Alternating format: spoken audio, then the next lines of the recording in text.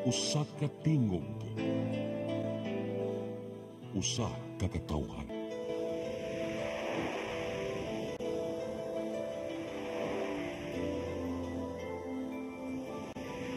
Cebu Catholic Television Network.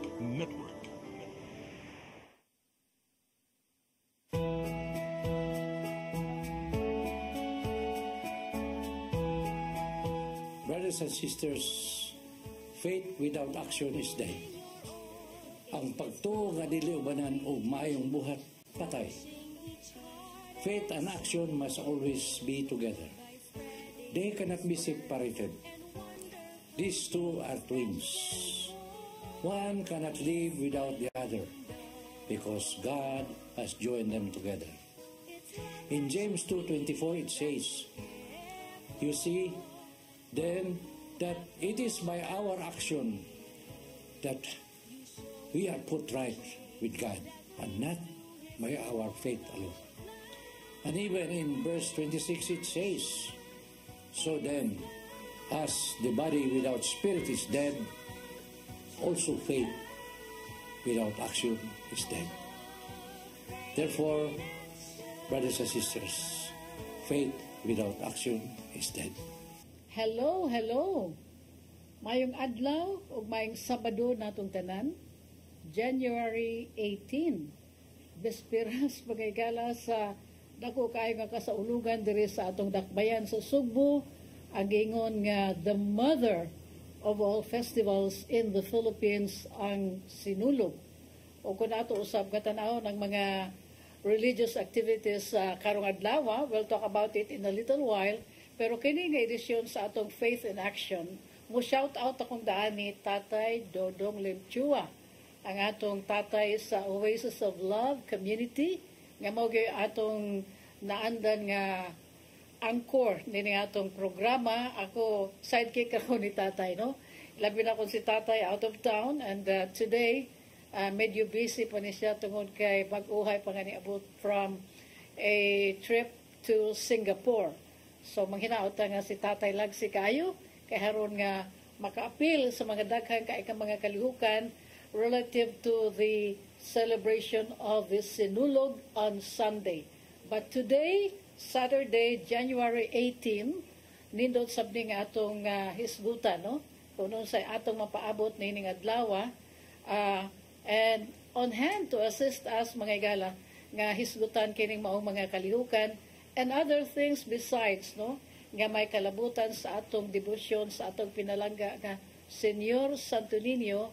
I'd like to welcome to Faith in Action our go-to Father sa Order of St. Augustine, si Father Tito Soquinio. Father Tito, hello and welcome to CCTN. Thank you, Malu, for inviting me sa ining programa, and I hope that we'll be able to answer some of your important questions. Mao na, Father, kay kinira bang mag-ari ka diri sa Cebu, no? From wherever you came from, because last year, dito man ka nanukad sa Agustinian residence in Burgos, no? So Siargao Island. Yes. And then last thing I know, nga tuwa na sabday ka madestino sa Binyan, Laguna. You are the library director of the Colegio de San Agustin dito sa Binyan, Laguna. Yes. Ato niya nagtukion karon tuod-tuod, Father, no? How's life in Binyan? But for now, ang atong ang airing sa ato ang programa is 9:30. So kaganihan kaadlawon 12 midnight mga igala. Gihatod ang imahe sa balaan nga Señor Santo Niño from the shrine of Saint Joseph in Mandawi to the Bergens de la Regla in Lapu-Lapu City. And at 4 p.m., no, I feel nga daghan gihapon ang nag-venerate, no, ang nag-worship sa balaan nga bata from 12 midnight to the wee hours of the early morning. Agi og preparasyon mga higala sa fluvial procession nga nagsugod around 3 or 4 a.m. og moabot sa diri sa Pier 1.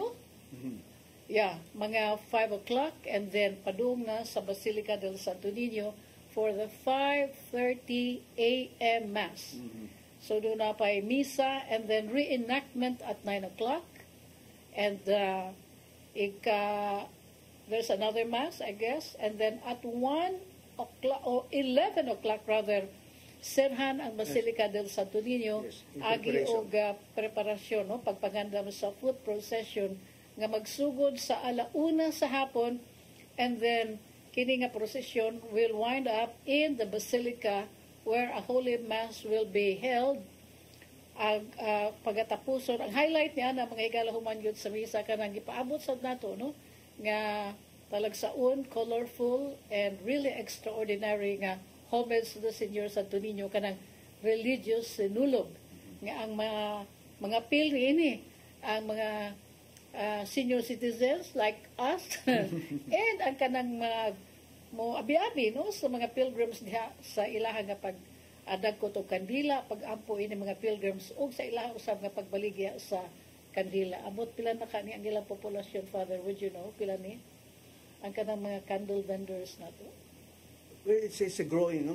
Nagadagan na sila ang mga, because to kali, nagadagan na po ang mga ato ang mga devotees. No? So, Right, we expect that there will be more vendors and, of course, makatabang po din sila sa ilaha, labi na kini panahon sa ato ang celebration sa Pesta Senyor. Right. So mayo na nga imuha nga gisgutan, Father, because there is really kanang ma-blurred ba no ang kining religious nga kapistahan sa Senior Santo Niño ug ang kining civic nga saulugan, which is the sunulog, no? So mao gyud na ang kanang mura og nag-merge na lang gyud na siya, Father, and malipay ta nga kanang makakita ba nga kada tuig nga tanan nagkadaghan ang atong mga kalihukan o ang gidaghanon usab sa mga pilgrims o mga devotees nga mutuyo gyud pag-ari diri sa ato. In fact, Father, I had just an online conversation with the Secretary of the Association of Catholic Shrines and Pilgrimages in the Philippines, to kanang ACSP matikali na. Si Brother Panganiban, Enric Panganiban, tungod kay doon naman siya ubanan nga mga 45 ka mga pilgrims from Las Vegas and Los Angeles. Noon niya, nadiin-diin na ni sila sa mga nagkalain-lain nga mga shrines din sa Tibuok Nasod, but they really made it a point to visit the Santo Niño and the shrine of San Pedro Calungsod. So, ikon ana nga mga movement, Father, nga we can never tell, no, kung unsa say mga experiences ini nga mga pilgrims from the U.S. and then, you know, they bring this experience, personal nga mga encounters to their families, to their communities. O bahala na si Lord, diyan na pito, Father, di ba? Okay, Father, like I said, ikaw magyud ang kanang, and my friend, Eileen Manggubat, no? You are our go-to Agustinian Father. Maminaw mi kung sa mga kasikas sa Order of Saint Augustine. Because last year, when we met, naghisgot man ka, no? Imuha man nga gipaambit ang imong insights about our devotion to the Holy Child Jesus. Nga, imuha nga gipanghinaot nga, matransform bitaw ni siya, no? Into changes in our society. Yes. Well, what I mentioned last year, bahin sa popular religiosity, sa popular devotion sa Santo Niño, ug uban pang mga devotion, no? Because usually when you say popular, it's something that is more on the personal, no?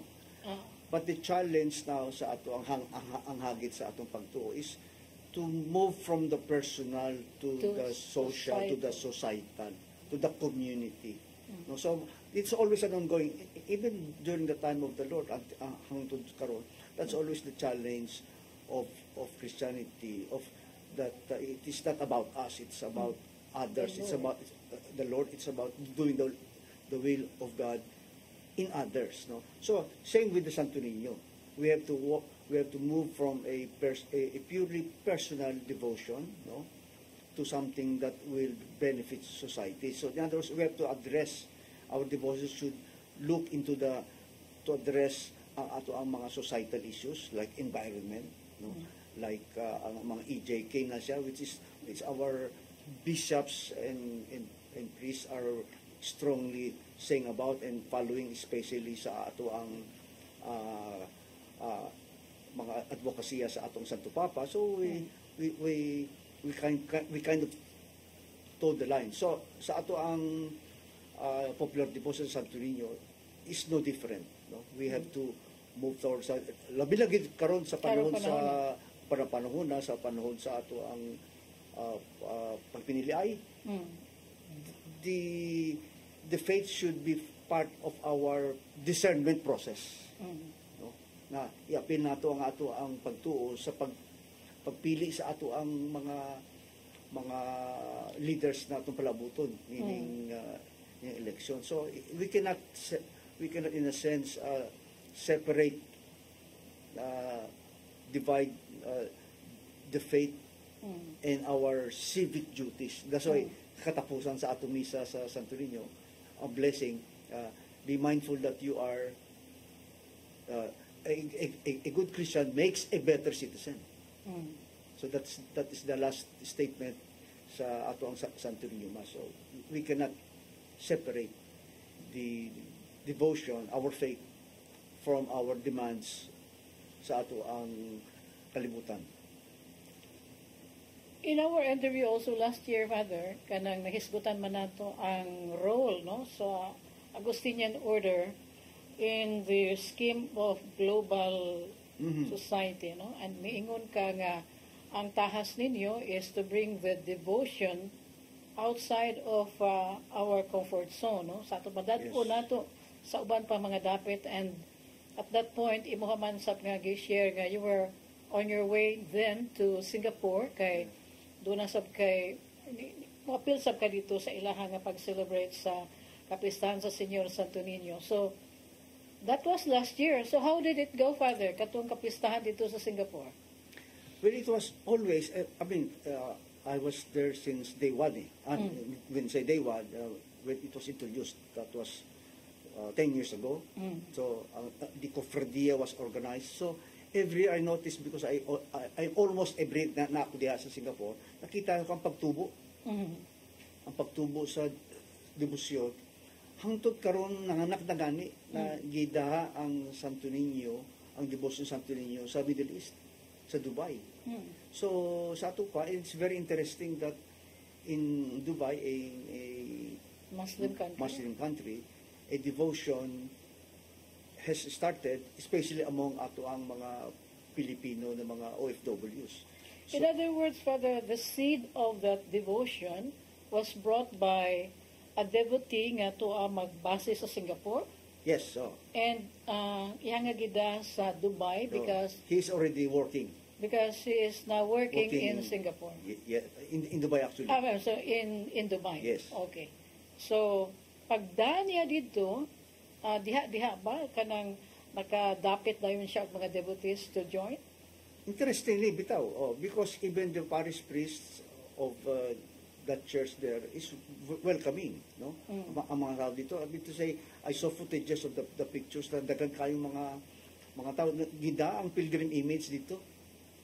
Ang pilgrim image sa gikan sa Basilica. So they gidala sa rector. So there's a pilgrim image visited the. It's Dubai. not the image nga tuwa sa Singapore. Dili. Lahi gyud nga image. Gikan din sa Basilica. May official pilgrim images ang kuan Okay.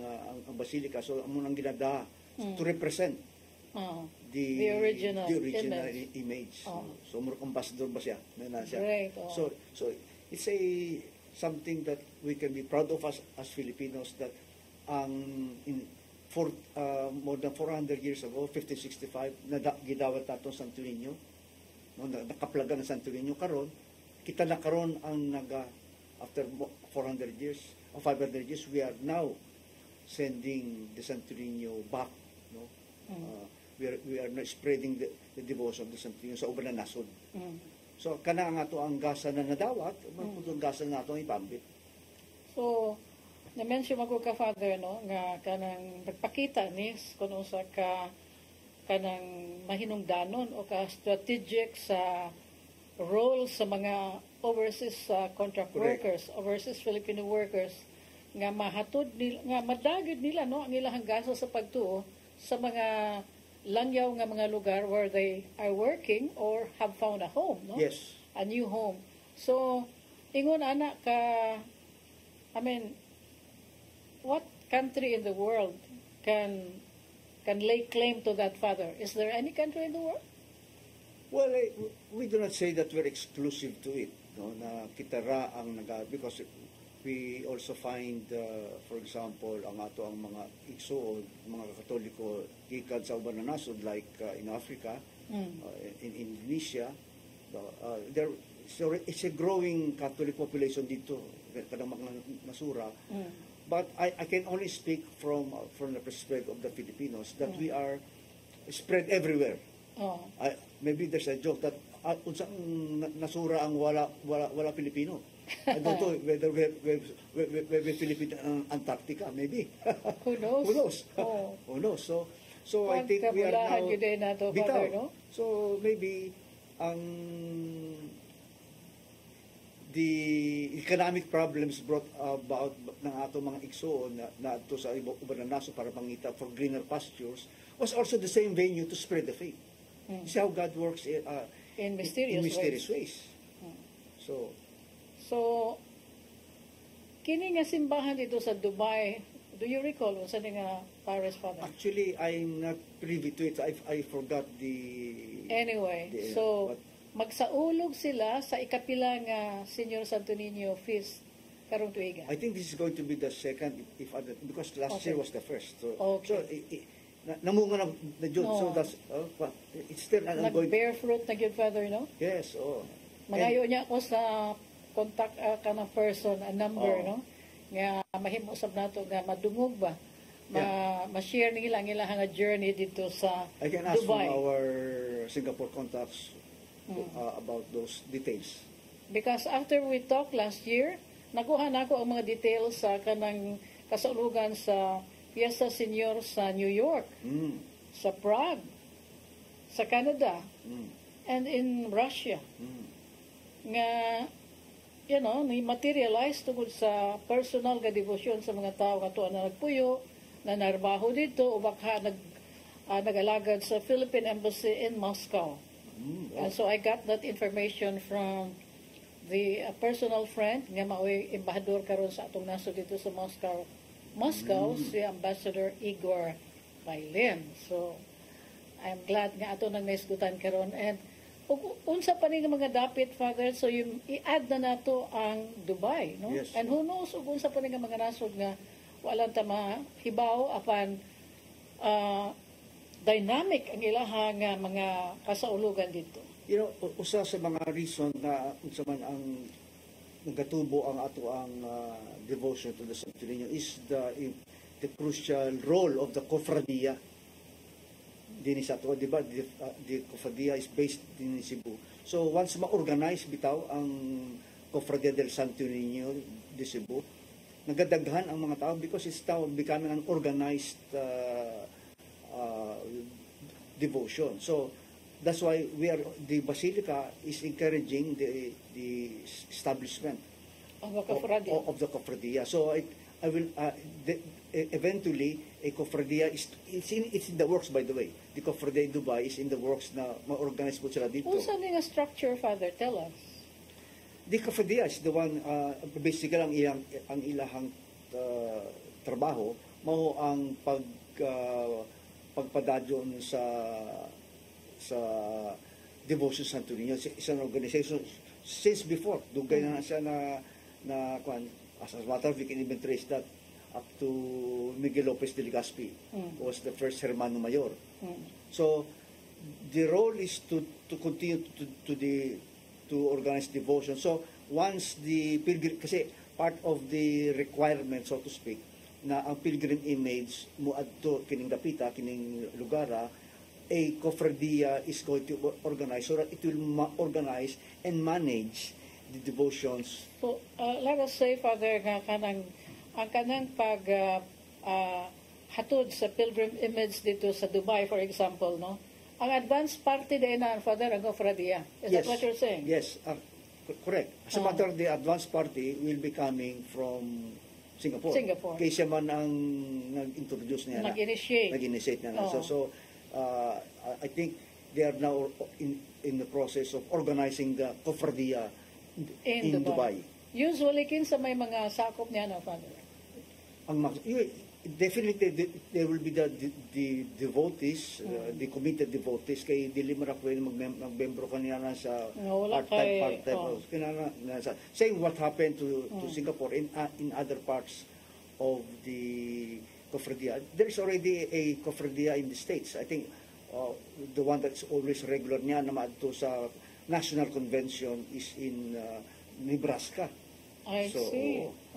So, the presence of the Cofradia as a mandated organization is an indicator na ang kining devotion nagatubo siya. In other words, Father, kanang mahinungdanon sab kayo, no? Ang kanang role sa mga lay. Yes, very good. Ini nga itong devotion. Correct. The devotion for me is a lay-led. I mean, just like what the Pope Francis is saying, na dapat ang mga laiko will be in the forefront of the mission work of the church. It's not just the kaming mga pariya, mga madre, but the lay is so in the forefront. So, and for me, ang popular religiosity is a crucial platform for the participation of the lay. So, mo digress lang ko karyot, Father. Sige.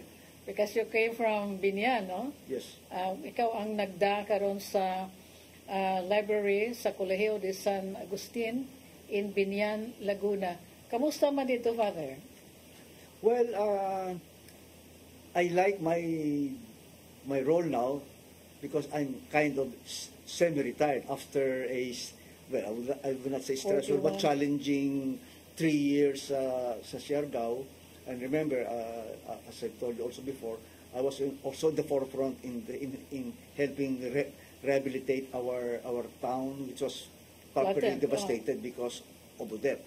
So I spent practically 3 years dito to help rebuild, especially ang mga daycare centers. 8 ka daycare centers ang ang gitabangan. That should have been my question, Father. No? Okay. Katungod ang imuha diay nga kana kung diin kagikan ang katong residents sa mga Agustinians in Burgos, in Siargao, which was flattened by Typhoon Odette. So unsa to ang kanang imuha nga giatiman dito, Father? Ang mga nakita nato ang mga atong mga after doing some basic research, we saw the need na ang mga atong mga daycare centers ato ang i-rehabilitate ang mga kabataan, especially we are addressing malnutrition and education, which is very crucial to our society.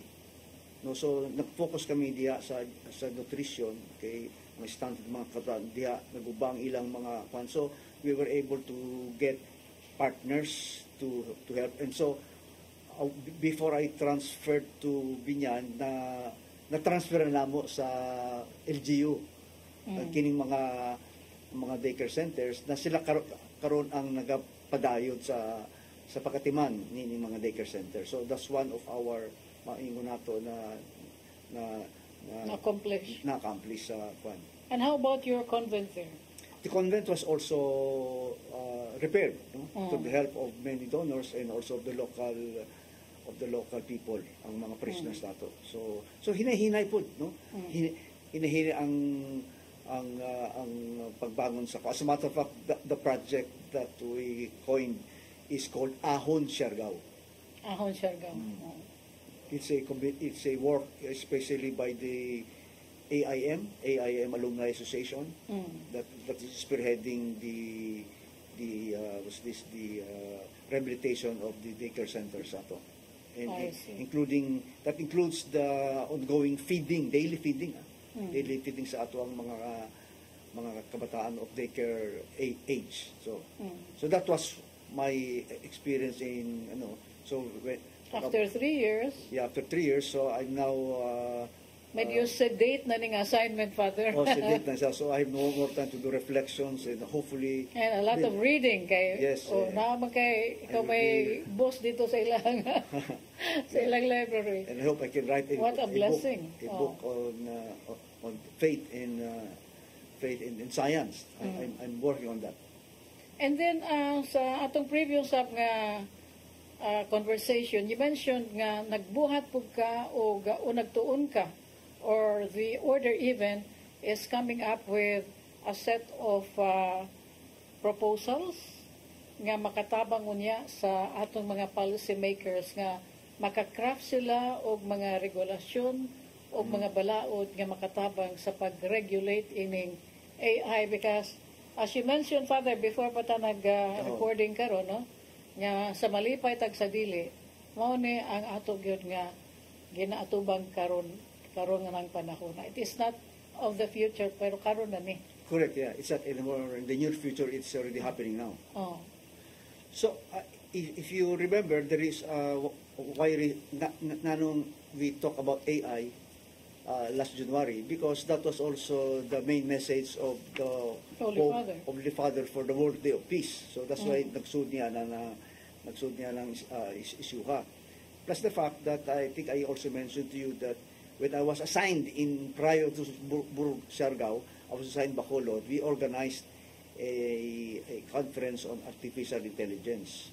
No?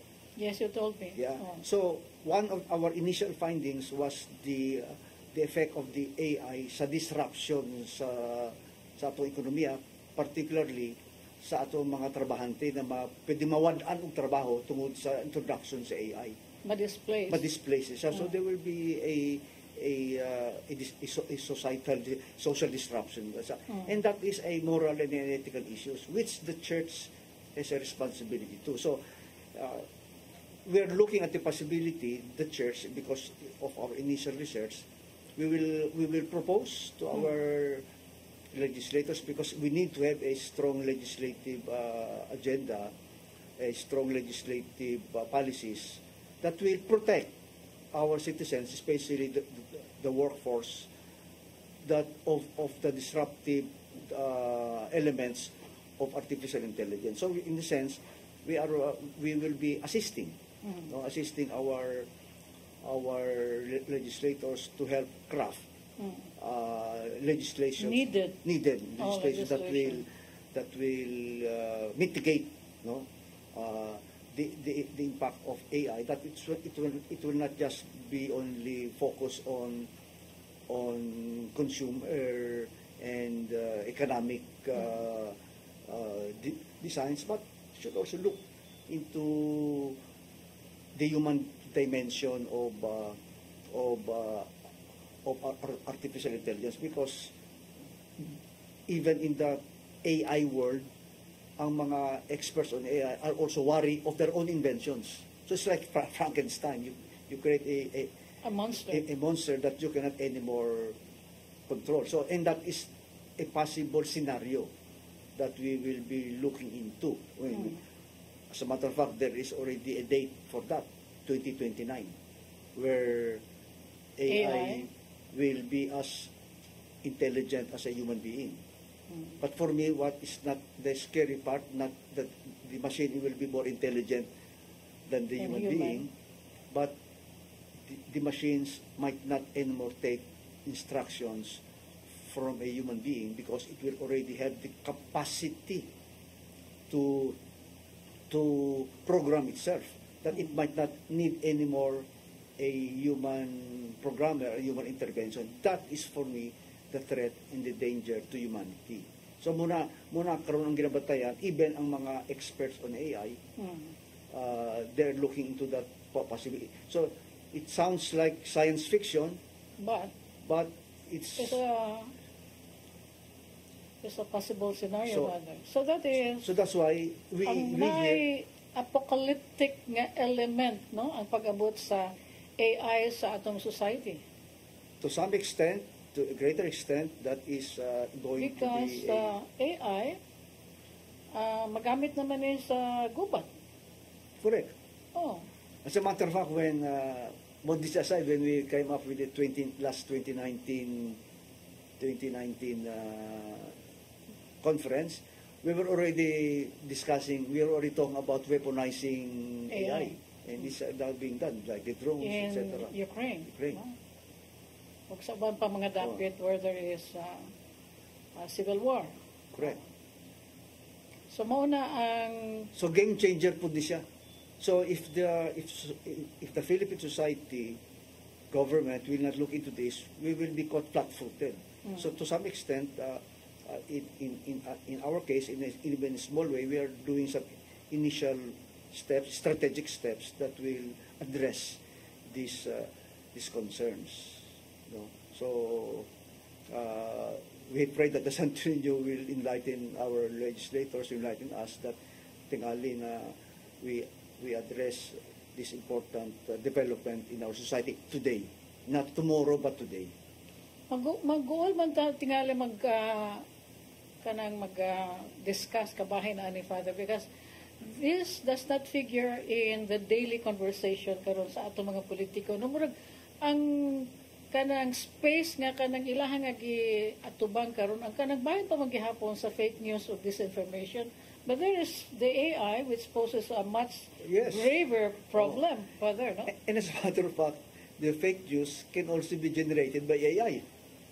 Actually, Father, no, kinibitang sunog sa California, daghan man kaay mga retrato sa punuhay, sitwasyon dito sa mga sunog sa Pacific Palisades, ito sa asa pa ni mga dapita karon sa California, o sa I'm not sure og asa na pa ning dapita karon, basta kay ang hangin manggod, no? Mao'y naghuyop sa kayo og mao'y nakapakatap sa dakong sunog. And so there are pictures of this catastrophic conflagration nga AI generated. Oh, okay. So mo na siya ang kanang dili na ka ba maka-determine, no, maka-detect which is the authentic and the AI generated. So ingon ana, Father, ang kanang naana karon in the plate of those nga mo consume og news og information sa internet or sa social media. And it's a challenge for journalists like you in media. How do we are able to see? You now will be replaced by an AI reporter, something like that. So something weird that's going to that is happening and will happen. So that is something that our legislators in society and including the church should be concerned about and should be to mainstream this conversation. And I'm glad kining ato ang programa an opportunity mag-discuss natin yung mga issue ha. So, ang inyong nga pagtuon karon na finalized na, Father, and this is supposed to be endorsed to our legislators, kano sa man kaha? Well, as we talked a little while ago, that we will hopefully that once the elections has been finished, then we will know who will be our new set of legislators, then we will be discussing that with them. So we will come up with some basic proposals in discussions with them, even an orientation on AI to the staff, for example, or some legislators who will be interested, then that can be a start. But it's important that we already discuss the possible legislations that can be introduced in Congress and even in the Senate. So, kining kanang buluhan to, no, kining task sa atong mga policy makers, dili gud ni mahimo, Father, nga ilahan nga kanang ipadaplin, no? Oh, dili. Because this is really crucial. Yeah, it's an elephant in the room. Yeah. Kung mahimo ilahan lang labay-labayan, Father. And how can you ignore an elephant in the room?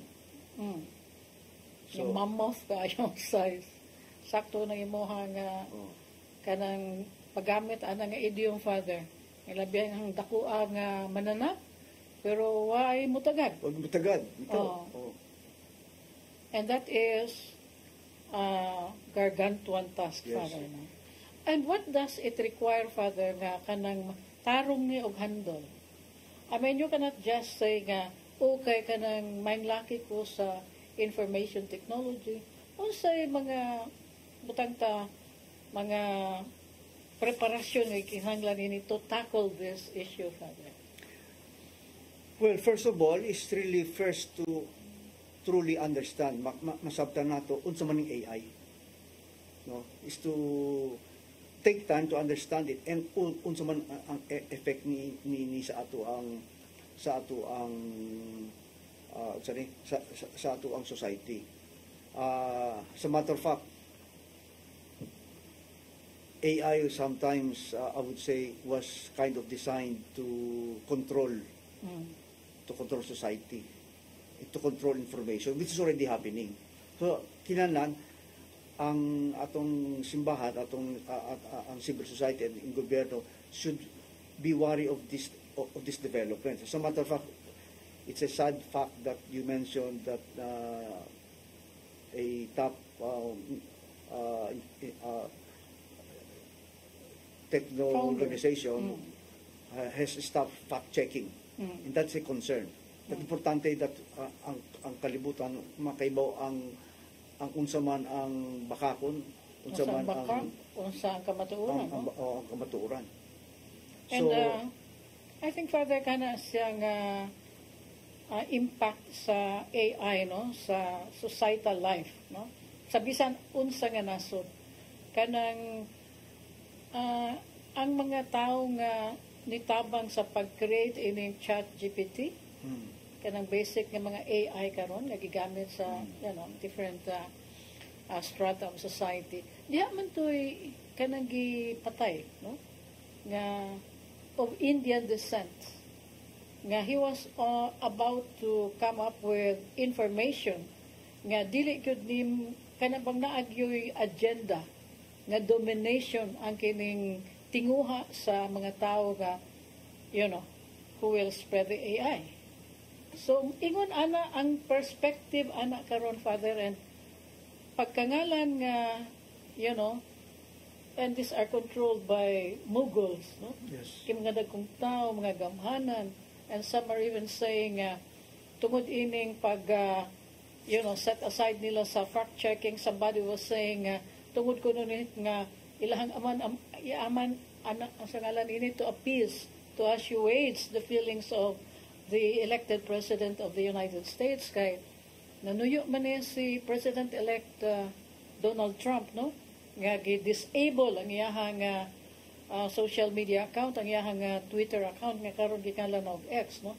So ingon ni ana ang mga theory nga kanang ang nikatap karon panahon na, but the important or the fact is that ang katong tao nga dako kaayo o kalambigitan sa pag-create ini nga technology has been killed, gipatay dito mismo sa iyang apartment. So kana nga mga background, Father, I don't think nga kanang makalma ta, Father. It is really disturbing if you ask me.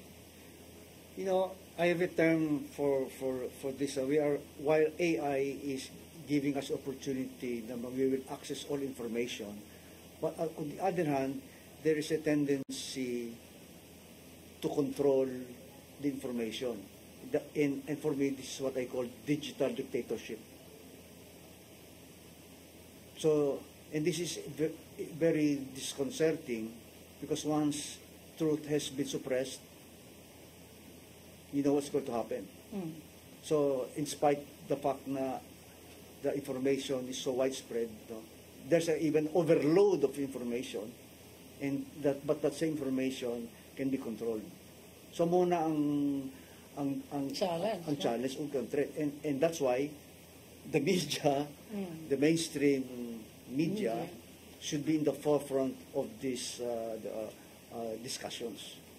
Yes, Father, but sa laing bahay, no, kanang ang how do I call it, ang respeto, no, o ang kanang paghatag og hataas nga regard sa mainstream media has been unfortunately kunhod og maayo, no, tungod kay ang mga tao dili naman gani moadto sa mga legitimate nga mga news sites, kay naana lang gud sila magsalig sa mga news supposedly nga mogawa sa ilahang nga social media account, which is controlled by the algorithm, no? Kung unsa imo ang kanunay nga kaunon mo, mo sa ilawog dihan nimo. So ingon ana ang sitwasyon karon, Father, so that these are really troubling times, if you ask me.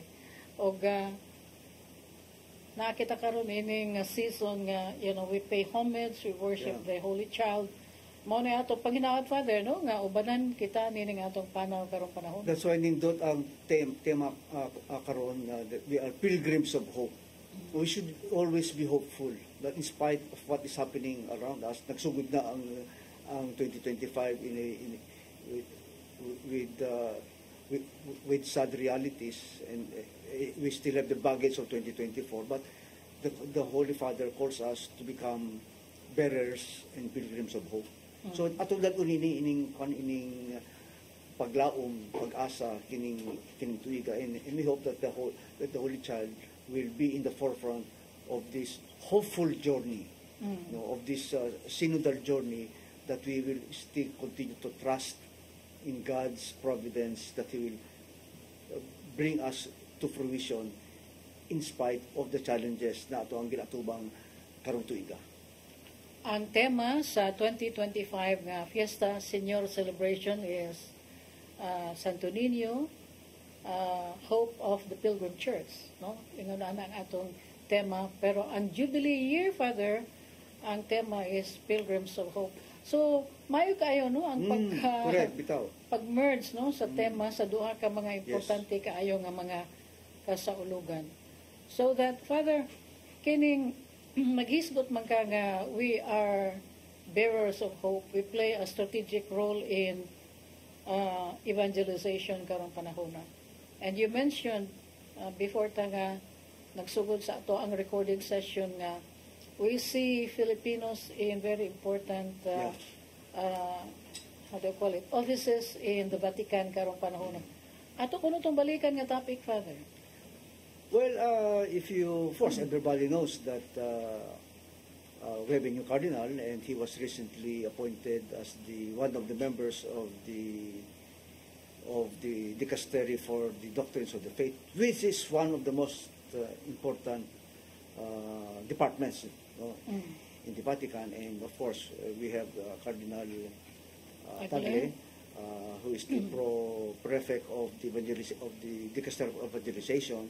So those are two crucial offices that our cardinals are holding. But that's on the tip of the iceberg, so to speak. But down there we see the role, no, ang bahin sa mga Pilipinos, labi ni gyud ang atong mga OFWs sa pag-spread sa ato ang pagtuo sa uban na nasod. So in a sense, globally the Filipinos has a role in the spreading of the Christian faith. Labi na gyud sa mga nasod na kung saan kusog dito ang Kristyanismo, Catholicismo, karon it's already on the ebb, no? So we are the new missionaries, so to speak. I mean, the Holy Father recognized our OFWs as the new missionaries. So I think that's where we should look into on how our OFWs can become bearers of hope, bearers of our faith. And that's why nagsugod kita sa ang ato ang Jubilee year o ang ato ang mga igsuon nga sa uban na nasod organizing sinulog in different parts of the world. Those are indicators of our, so from the bottom, organizing activities, activities sa banggabi ni ana siya, to the top of the tier of the church. So the Philippine Church, the Filipino Catholics I believe has a role in these turbulent times. But na may mga sad nga balita, Father, no? In the U.S., where there is a large concentration of immigrant, ng mga Filipinos, mga overseas contract workers, kanang na ay policy karon ang bagong napili nga presidente nga iyahan gyud ni nga limpyuhon, no? Kaya na may gibanabana nga mga 13 million ka mga illegal immigrants dito sa Amerika. Og mura og he's looking really at, nga pahawaon kining mga illegal nga mga immigrants. And bisan gani katong mura og na settled na kayo dito. They also feel Threatened, no? anxious. Anxious. Ining maong mga pronouncements sa atong sa bagong napili nga presidente dito. Nya murag ditakod bod ni, no, anang nasod karon sa Canada kay daghan makaayog mga estudyante o mga temporary workers nga mura og nagpangita na, no, nga kanang mugawas sa mao nga nasod karon panahon. I'm not sure how will this end, unsay ending ani Father, but that is also a sign of the times, Father. It's a sad thing na muna ang potential na policy na ipatupad because if you listen to the Pope, he's pro-migrant. I mean, the mere fact that the first family, the Holy Family, was a migrant. No? I mean, they fled to Egypt. So that alone is already an indicator of the role of the important role of migrants in the concern of the church. So that's a growing concern, no? Na murag there is a divide between the Pope's call to care for our migrants, and on the other hand, our leaders, the political leaders of the world, is going against that direction. So kana ang atong usa ka areas nato na ato ang itubangon, no? Ako kaya nga challenge, no, aning Jubilee year. So that kanang atong gipanghinaot ba, no? There may be a middle ground ani kay dili man pud nato mabasol, no, ang mga leader dito sa mao nga nasod tungod sa saka, no, nga incident sa criminality nga ilahang gi-attribute dito sa mga tao nga supposedly mga illegal nga mga migrants. But the other thing also is that ang healthcare system o mga public services dito sa mga nasod are being run by migrants. Yes, exactly. Our Filipino nurses, our medical workers, our caregivers. Our caregivers. So you take that out, and they did not consider if they take that out, it's going to be a disaster for the medical industry. Amo na atong gipanghinaot, Father, no, nga mahigmata sila ana nga realidad nga ang kanang mga tao nga muwad-wad gyud ini nga mga public services are the very ones nga ilang gitarget karong panahon na. I don't know as unsay ending ana, Father. Okay, we'll take a break, and when we return, atong pangutanon si Father Tito Soquinio of the Order of St. Augustine unsa nay bag-o sa ilahang mga tinguha sa ilahang drive o sa ilahang mga paningkamot nga ma-mitigate ang kining problema karon sa climate change. And on the other hand, kining atong programa mga higala, ato sab nga isumpay unya, no, ang kining homily sa usa ka santos nga misa nga paga sa ulugon sa Vicar General sa OSA. And after that, mga excerpts lang ni mga higala sa mao nga santos nga misa 5:30 p.m. on Wednesday kay magtapok ang usa ka gatos ka mga OSA priests na naglain-laing dapit sa Pilipinas. Amo tingali po yung mga mutuig ko pagbisita diri sa Cebu City from foreign countries, and they will do a halad, no, puman sa mao nga santos nga misa, and we will share that footages mga higala kay paminaw ko super lingaw gyud ni. But in the meantime, maminaw na ta. Og we take a break.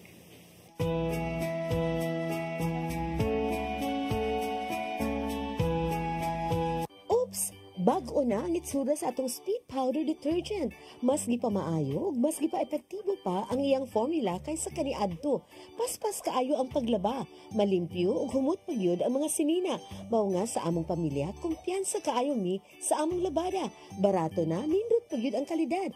Sulayi na kay ato ni Bay, a product of Well-Made Manufacturing Corporation.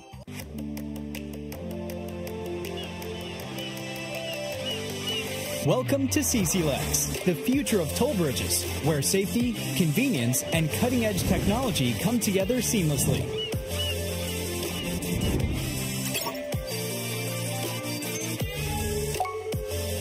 Cebu-Cordova Link Expressway is your state-of-the-art modern toll bridge, a true marvel of engineering, where its towering beauty meets functionality, redefining your travel experience.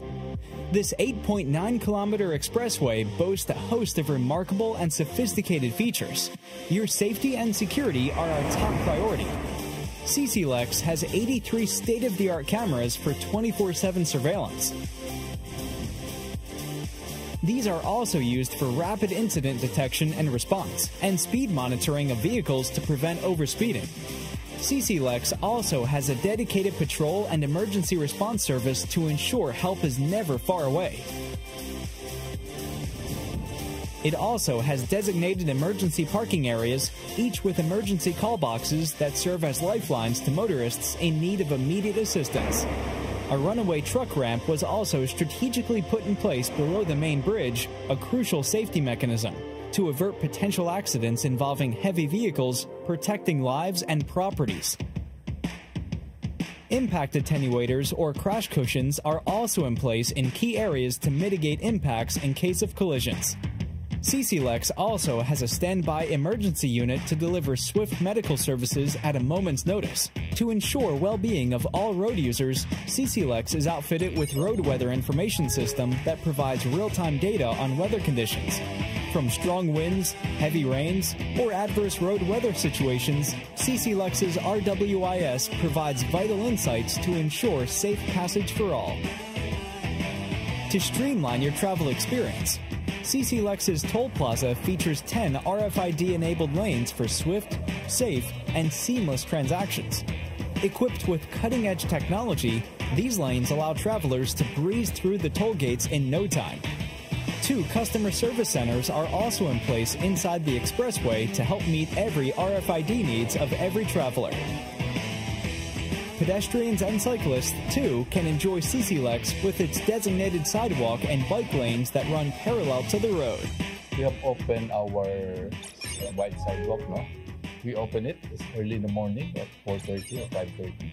CCLEX incorporated dedicated motorcycle lanes to accommodate diverse modes of transportation. We allow them to bike and enjoy the view, the fresh air, the breeze until 5 in the afternoon. Pioneering inclusivity in expressways in the country. Finally, our commitment to quality is unwavering. The road surface of our toll bridge is engineered to perfection, providing a smooth and comfortable driving experience. No more potholes or uneven surfaces, just a premium road quality that enhances your commute and minimizes wear and tear on your vehicle. Raises the bar of the lifestyle of people around us. Experience the future of toll bridges with us. Safety, convenience, and exceptional quality await you. CCLEX, your bridge to a better tomorrow.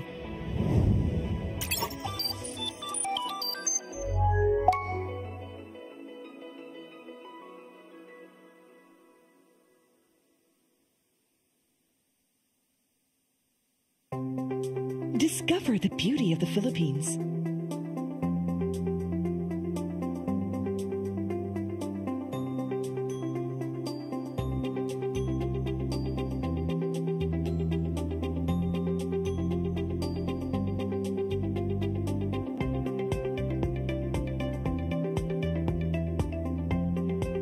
With Philippine Airlines, the country's flag carrier.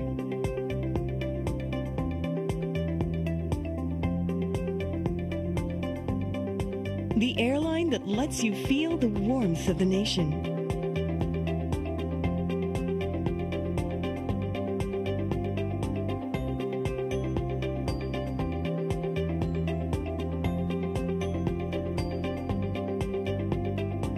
Mabuhay!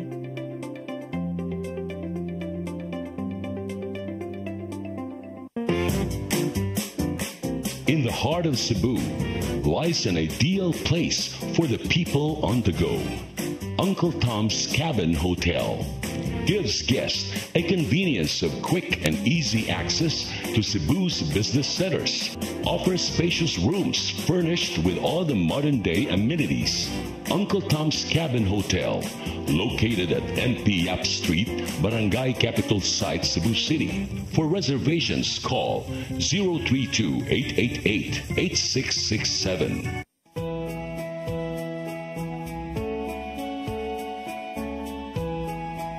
Daghang salamat. And so we are here on the final 15-minute nga segment mga igala sa atong Faith in Action sa atong January 18 Vespera sa Fiesta Senior nga kasaulugan karong tuiga, and our guest is none other than kanunay na ako ning balik-baliko na kay very accessible kaayo nga sakop sa Order of St. Augustine, og nalipay ko nga ato siya gikauban karong adlaw nini nga atong programa. So Father, mga musta ko sa inyong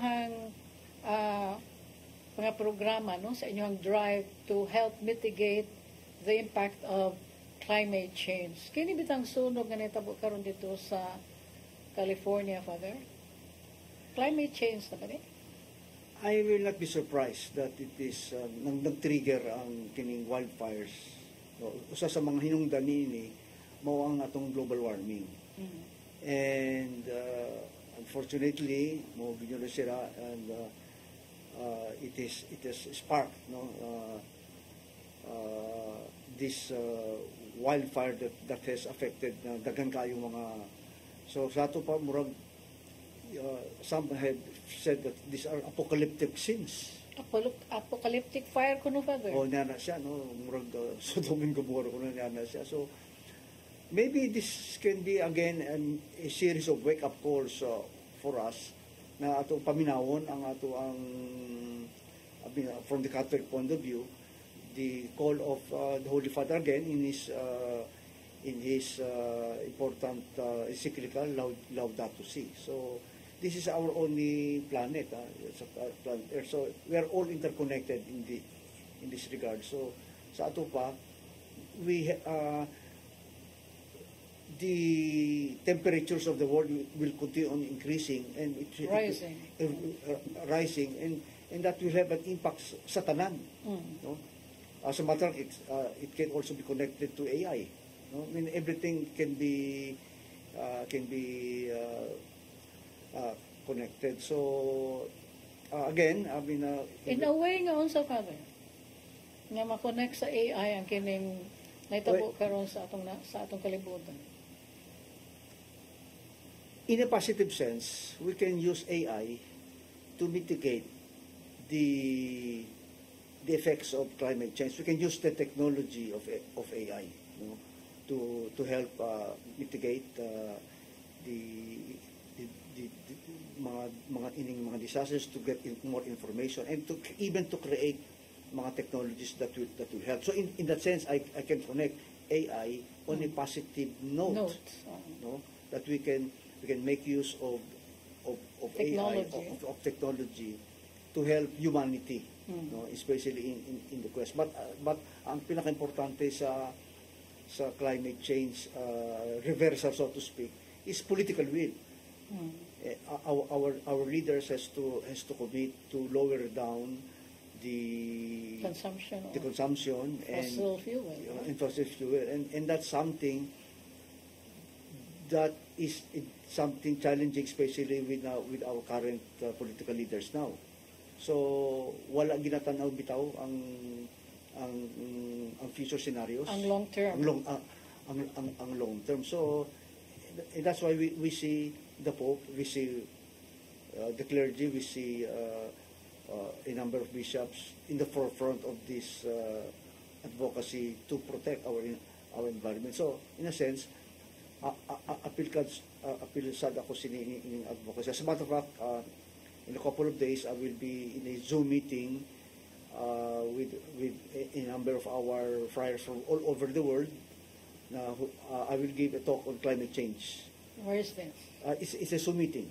It's a Zoom meeting. So we will be discussing the Sustainable Development Goals, and one of them will be climate change, climate action. So I will be talking about that sa muhang international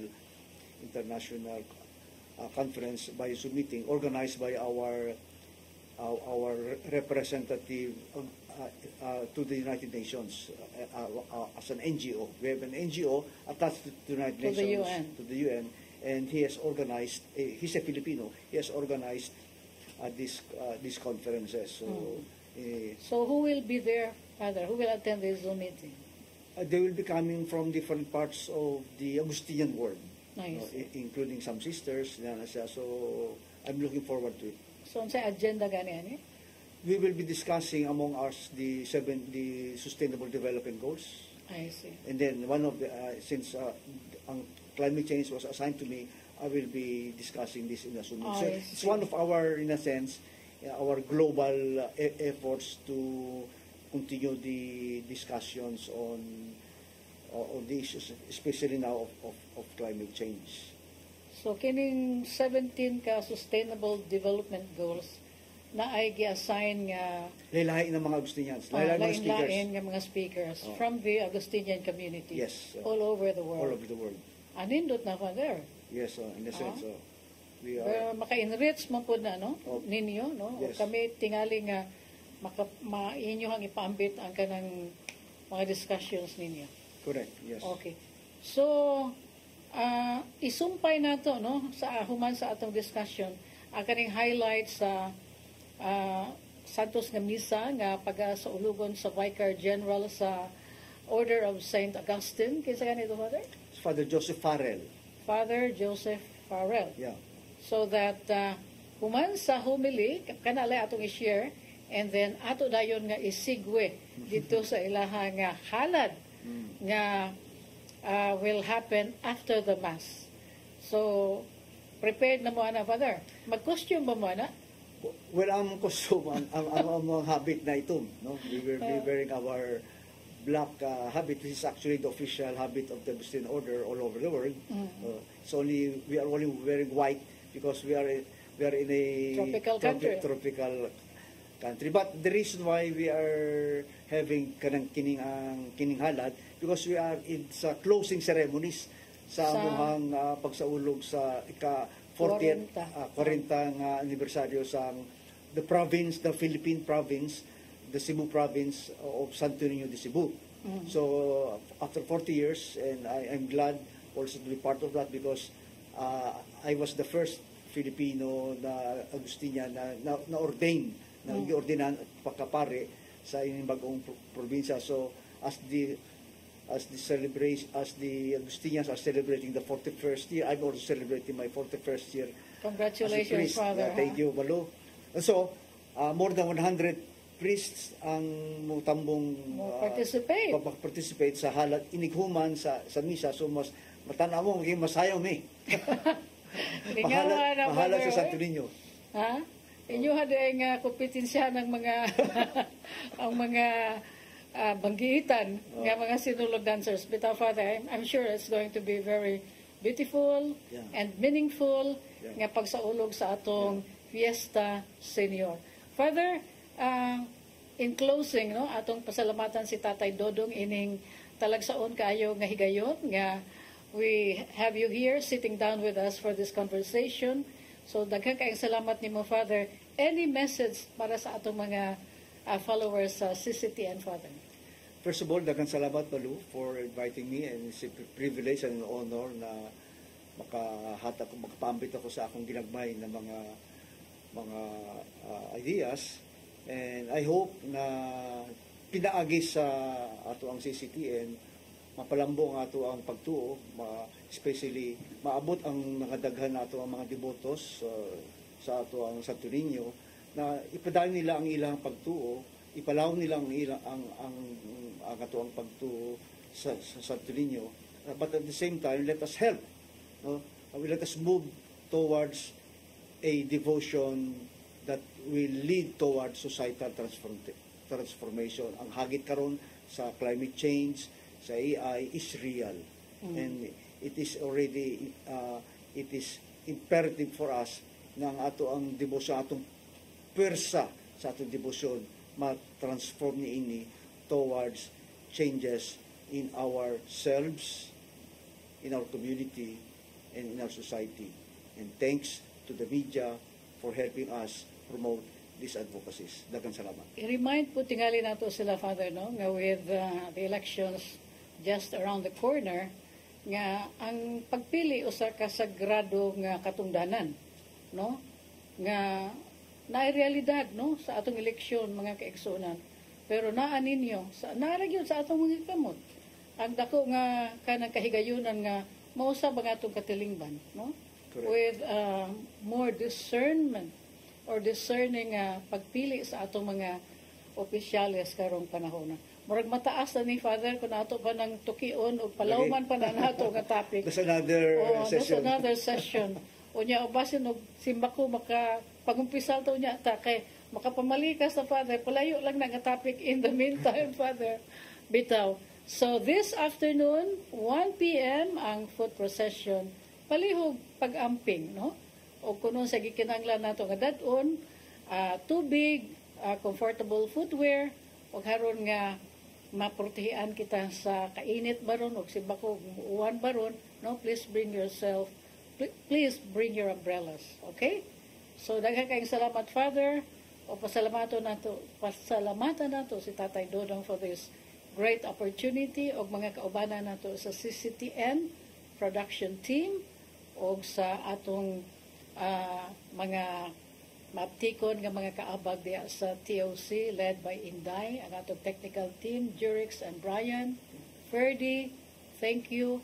And please watch the segment nga atong isumpay nini nga mong conversation ni Father Tito Soquinio, ang homily sa Santos nga misa nga pagatambungan sa usa ka gatos ka mga Agustinians all over the OSA community all over the world, no? O kang White Car General may mo sa ulog nini si Father Farrell. Joseph Farrell. Pilipino ni siya Father. He's American. Oh, yes. Sige. Aminaw ta niya na kay ato nang isumpay diri sa atong artikulo niya, Father. Thank you. Have a good day. Pete Senor. Pete Senor.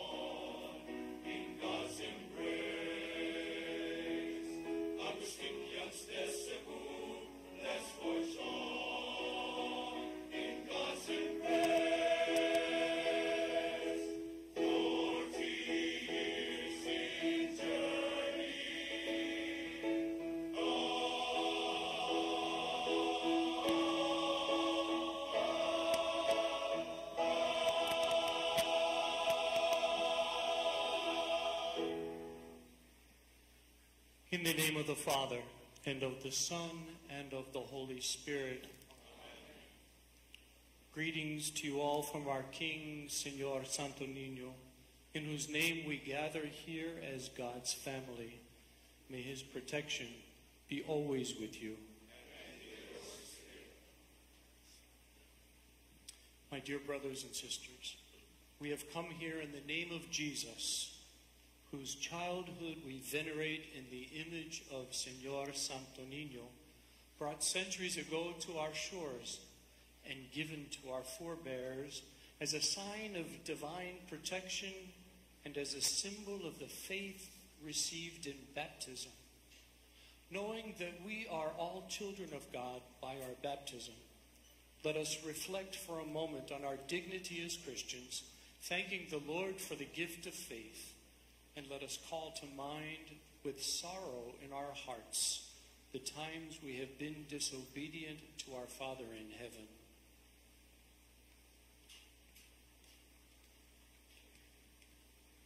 I confess to Almighty God and to you, my brothers and sisters, that I have greatly sinned in my thoughts and in my words, in what I have done and what I have failed to do, through my fault, through my most grievous fault. Therefore I ask the Blessed Mary, the Virgin, all the angels and saints, and to you, my brothers and sisters, to pray for me to the Lord our God. May Almighty God have mercy on us, forgive us our sins, and bring us to everlasting life.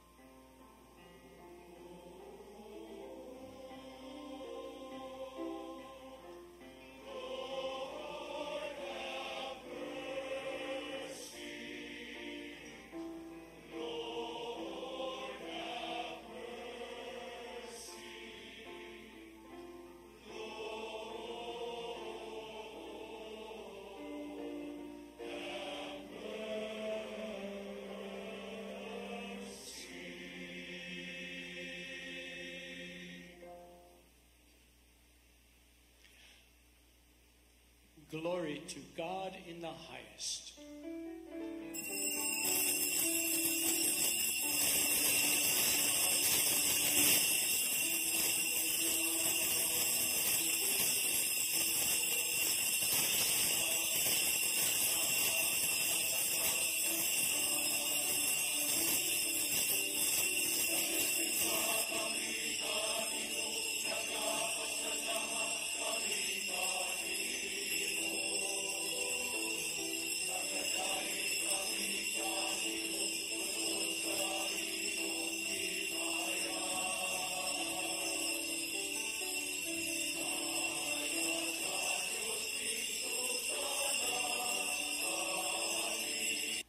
Let us pray. Almighty God, your only Son, begotten from all ages, humbled himself as a child in Nazareth and became subject to Mary and Joseph. Grant that we may learn from his example to embrace your will in all things, and holding fast to the dignity of all, serve our lowly brothers and sisters with open hands and gentle hearts. We ask this through our Lord Jesus Christ, your Son, who lives and reigns with you in the unity of the Holy Spirit, God forever and ever.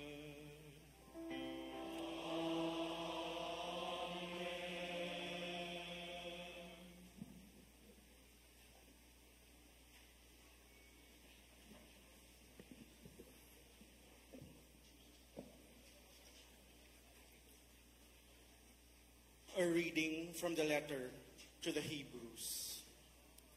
Since the children share in blood and flesh, Jesus likewise shared in them, that through death he might destroy the one who has the power of death, that is the devil, and free those who through fear of death had been subject to slavery all their life. Surely he did not help angels, but rather the descendants of Abraham. Therefore, he had to become like his brothers and sisters in every way, that he might be a merciful and faithful high priest before God to expiate the sins of the people. Because he himself was tested through what he suffered, he is able to help those who are being tested. The word of the Lord.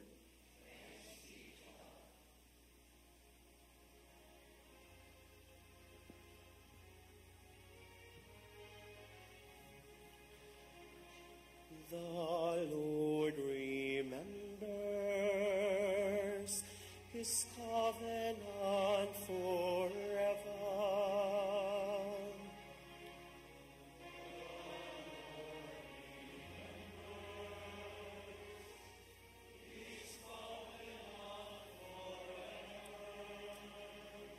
Give thanks to the Lord, invoke his name.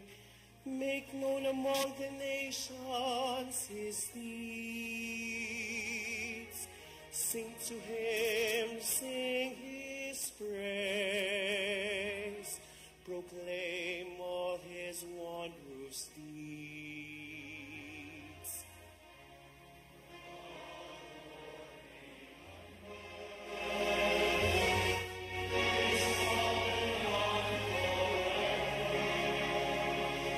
Glory in his holy name.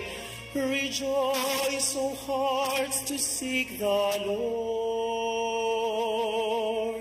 Look to the Lord in his strength. Seek to serve him constantly.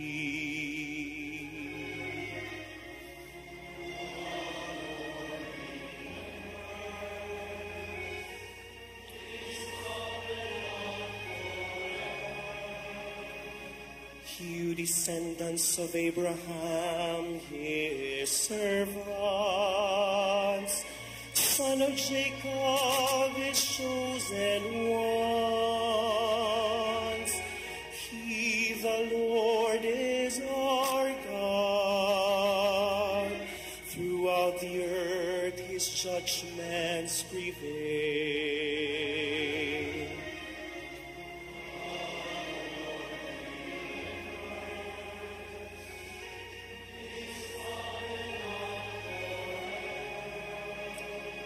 His covenant he remembers forever, which he binds for 1,000 generations, which he entered into with Abraham, and by his oath to Isaac. The Lord remembers his covenant forever.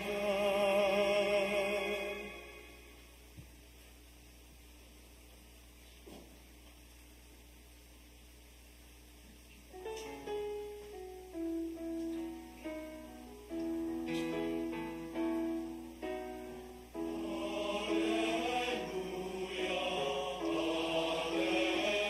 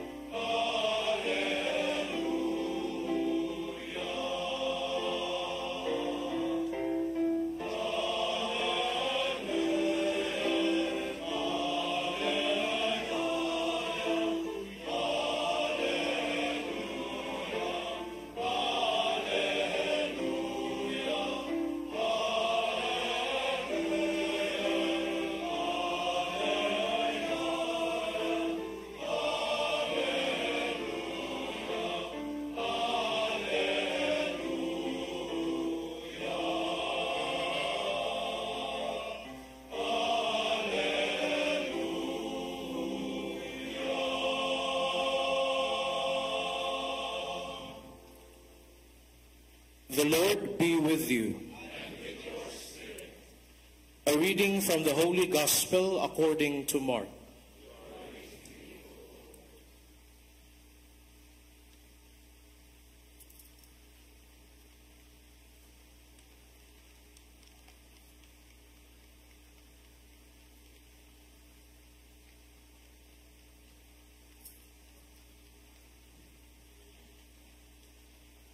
On leaving the synagogue, Jesus entered the house of Simon and Andrew with James and John. Simon's mother-in-law lay sick with fever. They immediately told him about her. He approached, grasped her hand, and helped her. Then the fever left her, and she waited on them. When it was evening, after sunset, they brought to him all who were ill or possessed by demons. The whole town was gathered at the door. He cured many who were sick with various diseases, and he drove out many demons, not permitting them to speak, because they knew him. Rising very early before dawn, he left and went off to a deserted place, where he prayed. Simon and those who were with him pursued him, and on finding him said, "Everyone is looking for you." He told them, "Let us go on to the nearby villages, that I may preach there also. For this purpose have I come." So he went into the synagogues, preaching and driving out demons throughout the whole of Galilee. The Gospel of the Lord.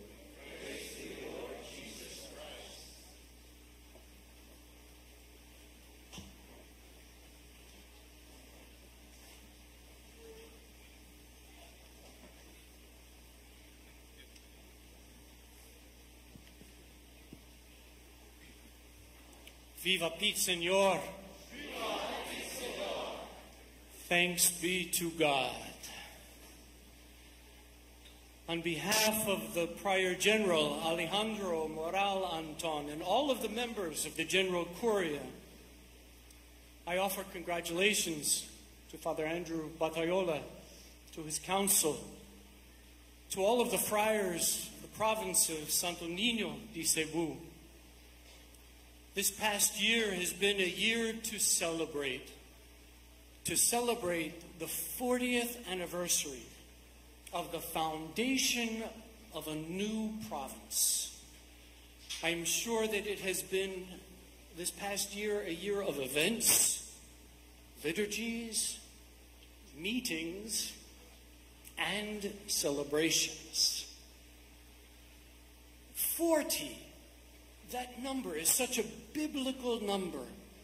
It is so notable that we should mark the 40th anniversary with an opening Mass last year in 2024, and now on the 15th of January 2025 with a closing Mass.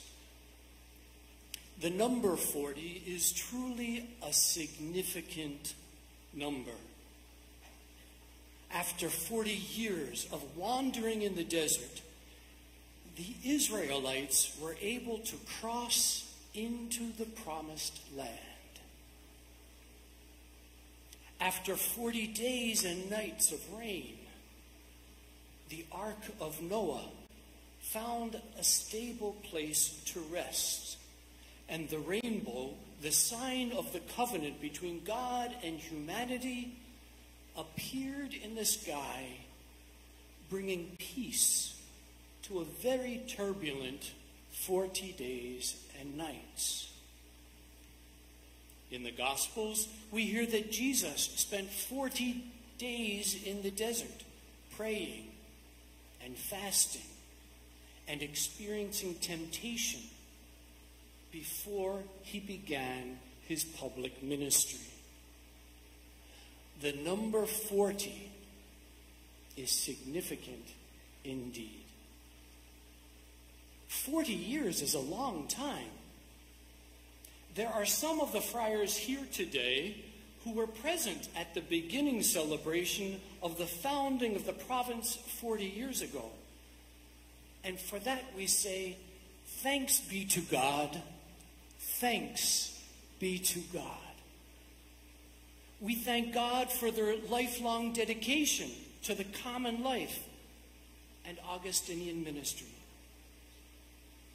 There are some who are here today who were not even born 40 years ago.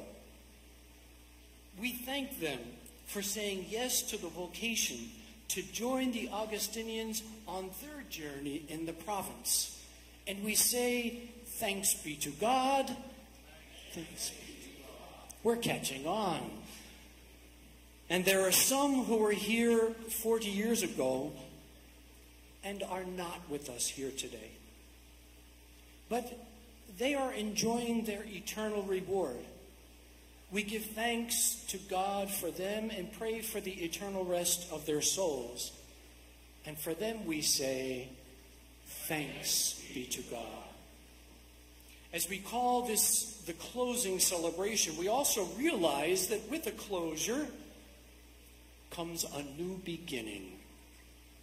We are beginning a new decade of our Augustinian presence and ministry in the province of Cebu. We look to the future with hope in this Universal Catholic Church, which is having a Jubilee year. We are pilgrims of hope. We firmly believe that what St. Paul wrote in the letter to the Romans is very true. Hope does not disappoint. Our gospel today speaks of a new beginning also. Liturgically, we're in the first week of ordinary time. The Christmas season concludes with the celebration of the baptism of the Lord in the River Jordan. And now we begin these weeks of ordinary time before we enter into the Lenten season, preparing for Easter. We hear from the first chapter of the Gospel of Mark that soon after his period of 40 days in the desert, Jesus began his public ministry by calling his disciples, and then immediately he began to heal. First, he healed a man with an unclean spirit. In today's gospel, he heals Simon's mother-in-law.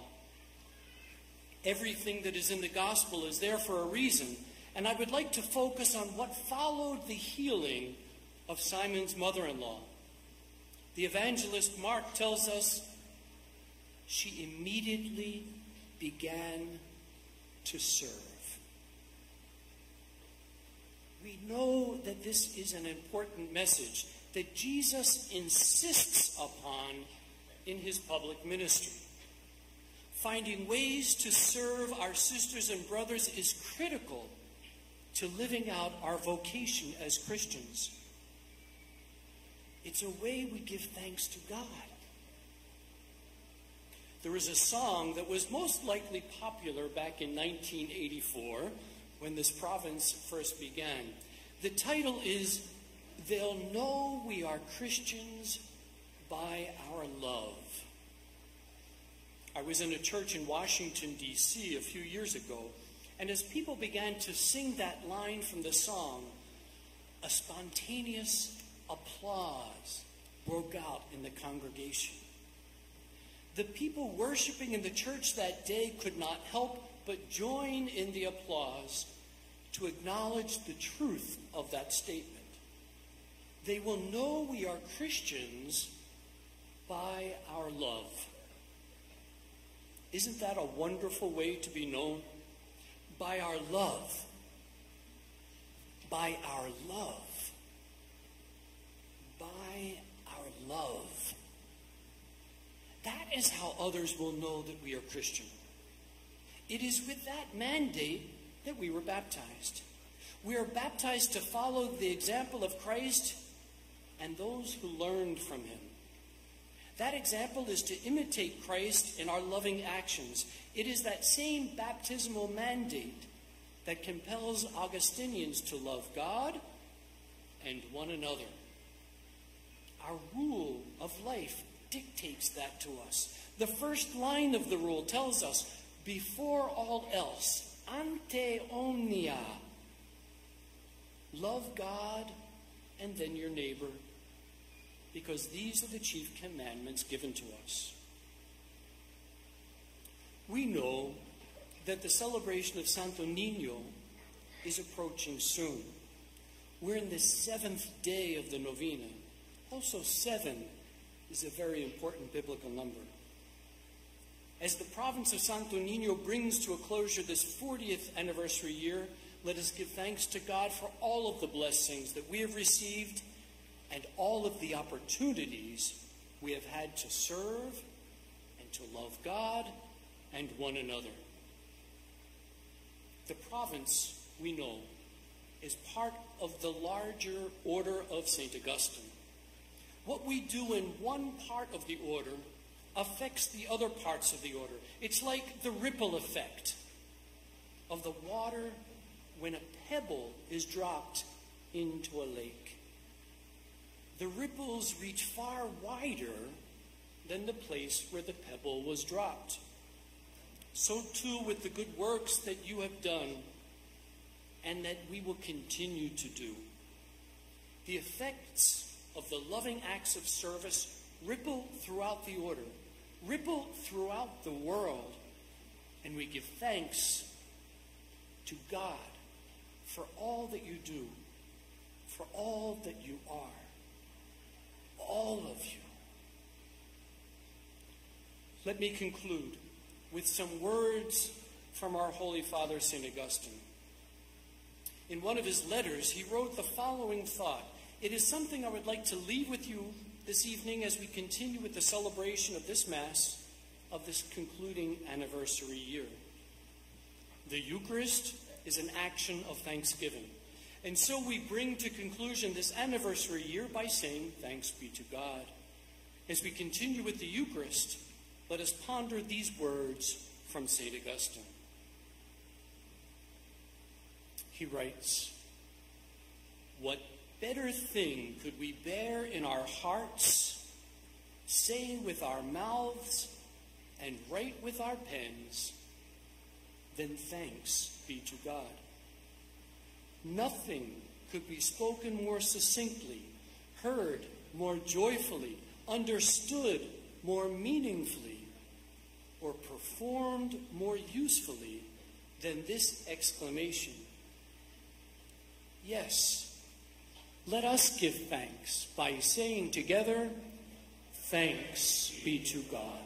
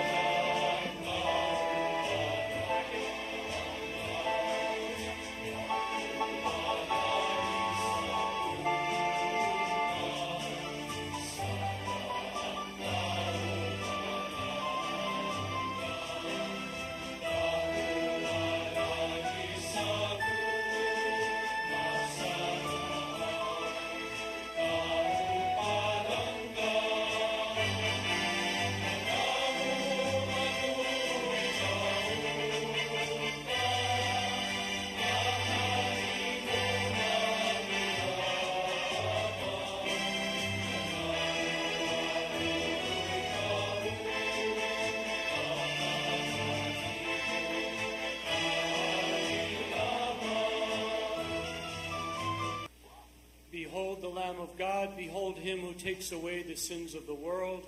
Blessed are those called to the supper of the Lamb.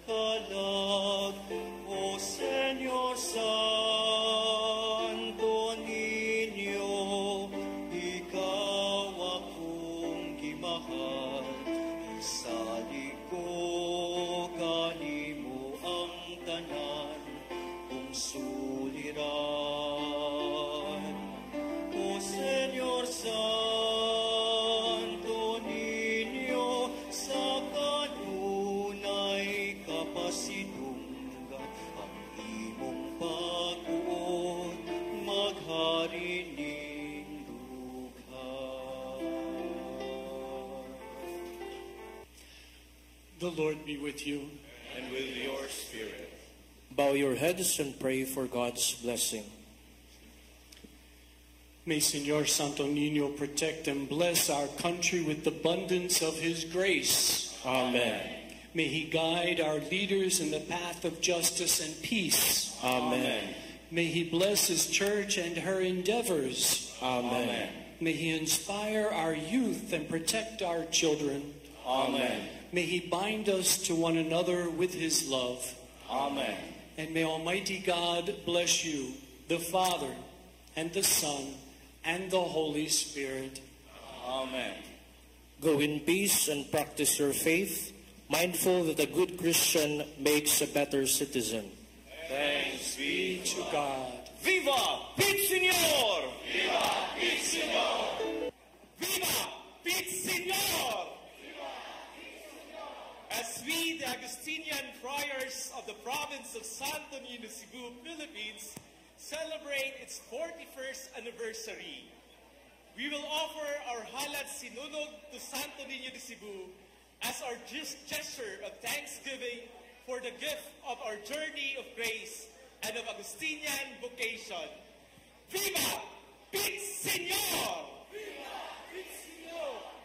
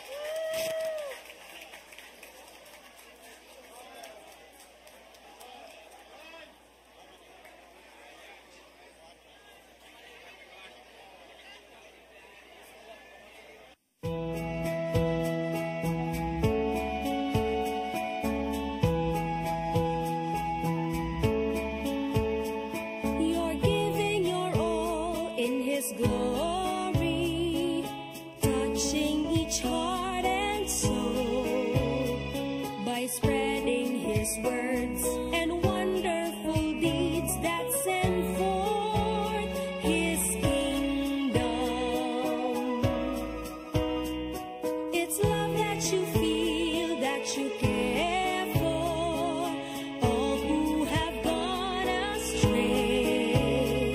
You show them the way that leads to His.